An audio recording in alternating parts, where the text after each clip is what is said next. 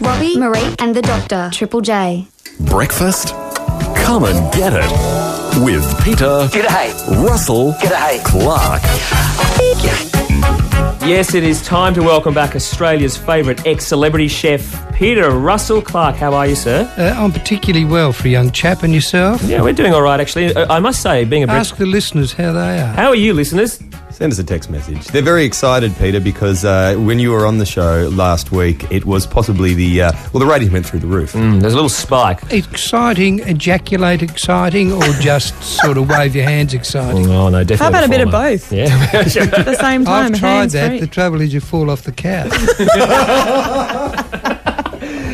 Now, being a breakfast show, we're all a little bit hungry this morning. Have you brought us a recipe, Mr. Yes, Russell-Clarke? I have actually. You know that young girl Amelia, she was talking about boiling eggs, and I thought, oh, bugger that, it's too boring. But, you know, most people say boil an egg, take 3 minutes. It in actual fact takes 6 minutes. Yeah. What you're supposed to do is get the water very hot, put an egg in it for 1 minute. Then you turn the gas off, put the lid on the saucepan and leave it there for another 5 minutes. And that'll give you a perfect egg. Is that right? I've never heard this technique You mean before. like a dippy egg that you put your toast soldiers into? Yeah, that's Don't right. laugh, Lindsay, that I said dippy egg. And you I've been brought up well. You've got to poke a hole in the end of the egg because eggs come from birds' bottoms, don't they? Yeah. And birds fly, so they have nests in trees. They put their eggs in the trees, and now and again the eggs fall out. So when they hit the ground, to make sure that the fertilised egg, that's the little chicken inside the egg, doesn't get its bloody head broken or something from the fall, they have a cushion of air inside the bottom of the egg. And so you've got to just put a little pinprick in the bottom of the egg, and that lets the air out. It's sort of like a fart from an egg.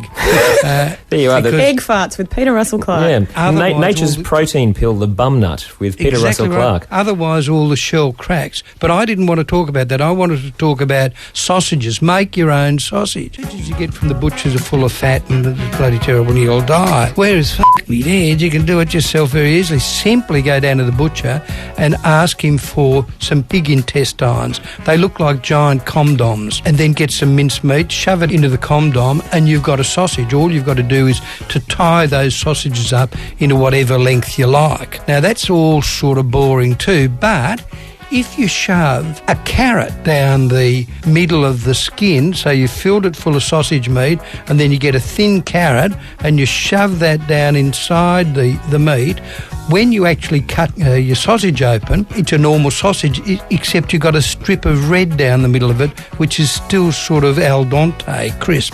You know why they say al dente? No. It's French, because the French can't say overcooked or undercooked, the poor bastards. So that's why they say al dente and other strange words. But so you get my drift, you get this huge condom, fill it full of meat, which you've chopped up yourself, because if you get the butcher's minced meat, they put that through a machine and it squashes the meat, which takes out all the moisture from the meat. So if you buy some meat, chop it up yourself as finely as you can with a sharp knife, it's still moist, shove it into the sausage skin. Now, to get a bit of fat, which just keeps the sausage moist, instead of putting animal fat, put cheese, grate up some cheese and put that in with the meat. Where's the cheese? Yeah, where's the cheese? And then you shove a stick of celery or a bit of carrot or something else, just so it's a nice visual when you cut the sausage. And then do you get what I mean. fry the effing pricks till they turn black? Oh, f*** me dead. What do you think you do? Put them under your armpit. Of course you fry them. I mean, it's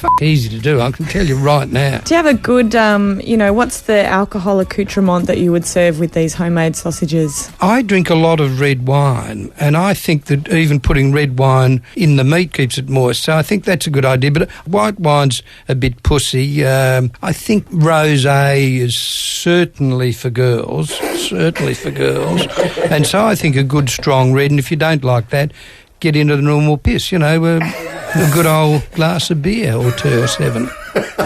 Peter Russell-Clarke, you're a master amongst men. Thank you so much. We'll catch you in a few weeks' just time. a warning. Yeah. Make sure that the butcher doesn't give you condoms, because I think when they try to fry a condom, something dreadful happens. Don't use condoms. You've got to use the proper pig's intestines. Sure, They're Peter. very good as a dildo too. That's the reason you put the carrot in. If you don't put the carrot in, it's a bit sloppy. It's a bit like an old man, you know. You've got to. So you need the carrot. Now, Peter, you're an absolute dead Or set you can legend. put the celery in. The celery sticks out and it sort of looks like pubics at the end of it, but pubics from the Jolly Green Giant. Thanks, heaps, Peter. Bye, cobbers. Robbie, Marie, and the Doctor. Triple J.